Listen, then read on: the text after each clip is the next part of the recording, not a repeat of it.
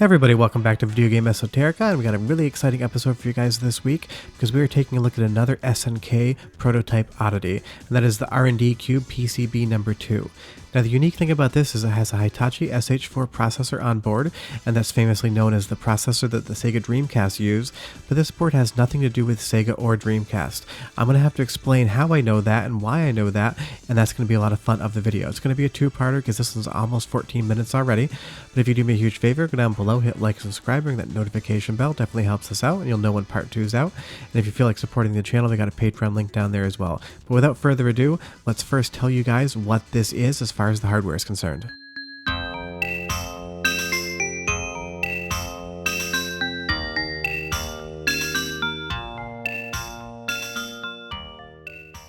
So right off the top, what we can tell you this is obviously a PC motherboard, but it's not your standard configuration. Taking a look, we have our standard PCI ports. We've got RAM ports, IDE, floppy disk drive, a lot of things that are going to resemble your standard typical motherboard. And what we're looking at here is a test board.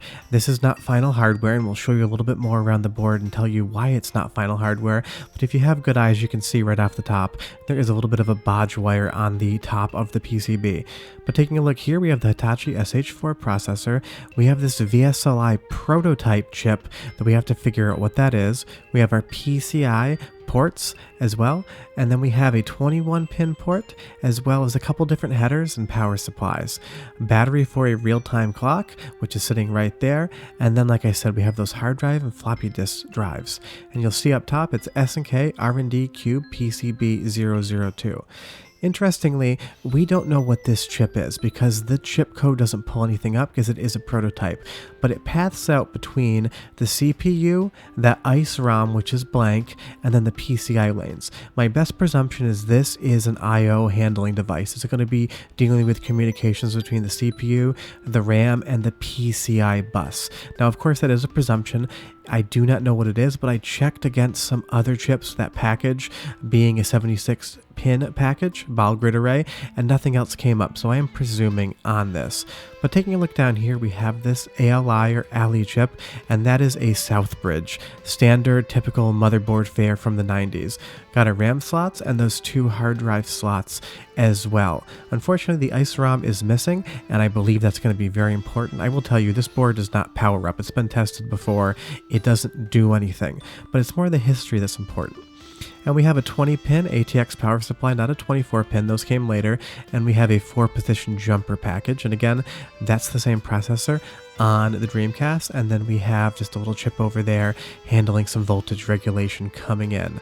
But it's really interesting design, especially when you take a look at the real-time clock. This is an isolated area of the board, and it has the clock chip right there with the battery, but it is a different material, and they have isolated it out, which is something you don't see that often whatsoever. And there's a spot for a second battery as well, but there's no pad, so it must have just been intended later on down the line, which is kind of an interesting choice. What you'll see here is the FROM, and this is going to be the BIOS for the board. I do have a dump of that, and I'll be showing you the contents of that in a later video. It's not all that interesting, and you'll see we have that bodge wire going from 2 areas of the board. It's not a big bodge, it's not missing much, but they definitely on design missed a trace that they were trying to put on there. It's just unfortunate that ICE ROM chip is blank. I don't know if it's essential for the operation of the machine or not. But again, we have that Southbridge chip, and that is really just showing us that it is going to be, a PC component. But we're going to see it's got a date code of 9847. That means it's made in 1998 on the 47th day. And we also have this header here, which I'm assuming is for debug of the SH4. And then we have the ICE controller as well. There was something that was intended to be slotted in, and that paths out to that VSLI chip as well. So it's definitely handling some sort of input and output for the device, for my presumptions, dealing with the different traces on the board and seeing where they're actually going. That's always important. And we have some blank spaces as well, filled with nothing. So what plugged into this? I don't know. That could be an in-circuit emulator, so you could step through the SH4 code, because this is clearly a development board. But on this side, you've got your keyboard mouse input, you have two USBs, two DB9 ports, and that 21 pin parallel port as well. And then you'll just see here again, we have that different silk screen. And this is basically an AutoCAD number, that DWG number.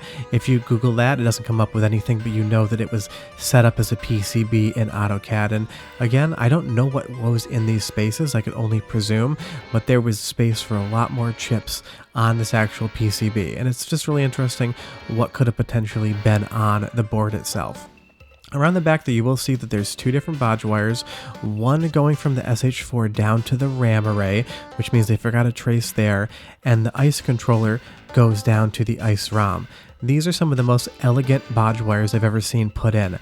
They turn at like perfect 90-degree angles. Whatever engineer was working on this board really was good at his job and really cared about doing good work, because I've never once seen a baud wire put on with this level of precision. This looks perfect, and generally those runs are short enough where I don't think the timings of the electrical impulses would have been an issue. Someone just really loved this project and put a lot of time into making it look clean. And you can see here it has other handwork, that 21 pin port, as well as those keyboard and mouse ports. Those have been soldered in by hand, and you can still see some of the flux residue. That is not done by a machine like everything else on the board. That was hand soldered by human hand. So this is not a final board by any stretch of the imagination. It is a prototype for sure. And it has a code. It's hard to read. I'll put it right up here. 98215. That means it was made on February 15th of 1998. How the Japanese do dates, but that is what the board consists of. Now what we need to get into is talking about what the board actually is intended to be used for, because that's the real fun of this. And this is going to be a multi-part video, but I'm not going to leave you hanging on what this board is to my belief. I'm just going to show you in a second part what I think it would have been capable of. But without further ado, let's stop talking about what's on the board and let's start talking about what I think the board is intended to do.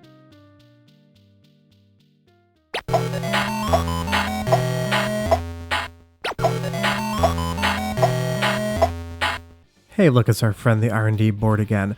So the big question is, why does this share the same processor with the Dreamcast? The Dreamcast and the Naomi both use the Hitachi SH4 processor, and the Saturn used the SH2. Now, that's not that weird. Companies don't license this technology exclusively. It can be in the Dreamcast, it can be in the Naomi, and Hitachi can sell that same design as a licensee to another company. And there's two really famous examples of that happening, and I'll explain them just briefly. But what I can tell you is, to my best ability, I do not believe this board has anything to do with the Dreamcast or with Sega or with arcade boards, because there might be an SH4 inside of the Naomi, but that is inconsequential. And what we need to do is we need to take a look at some development history to kind of better explain that. And we're going to go over to the Hyper Neo Geo 64. I've done a ton of videos about it. I showed that Samurai Showdown beta, but the interesting thing about the board is that it has the same CPU as the Nintendo 64 does. That means the NEC licensed that chip to both SNK for their arcade boards as well as Nintendo for the Nintendo 64 home console. You'll see here, that's the NEC VR4300. And what we're finding out is that these companies license the same architecture across multiple different vendors, because most console companies do not pay to get custom CPUs developed. It is just too expensive. So when Nintendo needed a CPU, they went to NEC. When SNK needed a CPU, they went to NEC as well. And even though these consoles aren't that similar, they share the exact same processor. So it's not weird to have a situation where two platforms have the same chip inside of them. And that's why I do not believe that this SNK R&D board has absolutely anything to do with the Sega Dreamcast whatsoever. This is just common in the industry to borrow parts. Nintendo 64, Hyper Neo Geo. Dreamcast, SNK development board. While they may share the same CPU, internally the GPU on this has nothing to do with the SNK R&D board, but it does give us information because that Power VR2 chipset in the Dreamcast was also released as a video card for computers. So same chip in the Dreamcast, same RAM, but you could put it in a PC. And that's just telling us further the licensees can use this for more than one purpose. And again, if we take a look at this R&D board, the biggest information I was able to uncover is that Hitachi sent out different test boards. This is another board with the SH4 on it, and these are basically prototype engineering samples saying, this is what the board can do, would you be interested in using it, you can test on it, and maybe you might want to license our chip. And you'll see there it has the SH7750 processor on board, and if we take a look over here as well, the same SH4 chip ends in 7750. Again, these are identical. So SNK has an R&D board where they're testing the SH4 chip out. Now, the question we need to answer is, what were they testing it for? That's the bigger question. That's the one that I'm going to put an answer up. But again, another SH4 test board, and suddenly I start noticing something. Sorry for the image quality. These are all off Google Images. We have a familiar chip on board that test board. That Alley, that Southbridge. The codes match identically across this SH4 prototype test board to what SNK has here. So you can see SNK may have designed this for their own purposes, but Hitachi was basically farming out stock designs so that you could modify to see what you wanted to do with the hardware. So this has nothing to do with Dreamcast. It shares the processor, but now we know that SNK was working on something. But the question is, what were they working on?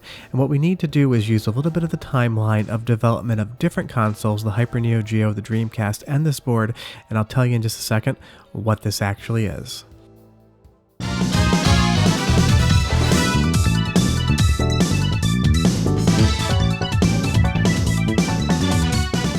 So to answer the question, we're going to go full John Madden style and go straight to the board, because I have a timeline that I think is firmly going to explain exactly what this R&D Cube PCB number 2 is. It does require a few presumptions, and again, don't forget, I am a fine art filmmaker with a BFA, not an electrical engineer, but I think I'm pretty right on this one. So the timeline of events is as follows. We're going to start right here in 1997, and that's when the Hyper Neo Geo is in development and releases on the market.